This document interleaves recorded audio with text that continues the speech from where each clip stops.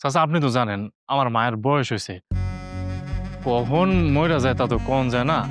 তাই কইতেছিলাম যে চাচা, মায় মইরা যাওয়ার আগে যদি আমাদের যত সয় সম্পত্তি আছে আমাকে দুই ভাইয়ের নামে লেখা দেওয়া যাইতো তাহলে কত ভালো হতো আপনি কোন। দেখা গেল মা মরে গেলে আমাকে দুই ভাইয়ের মধ্যে এই সম্পত্তি নিয়ে একটা ঝামেলা শুরু হয়ে গেল। ওইটা কি ঠিক হইব চাচা কোন? নিজেদের ভাইয়ের মধ্যে যদি ঝামেলা হয়।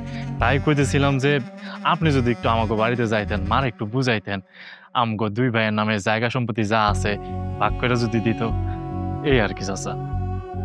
কথাটা তুমি ঠিকই কইছো ভাতিজা, তবে আমার মনে হয় তোমাকে দুই ভাইয়ের এক ভাইও সম্পত্তি পাইবা না। কেন চাচা আপনি এই কথা কইতেছেন কেন?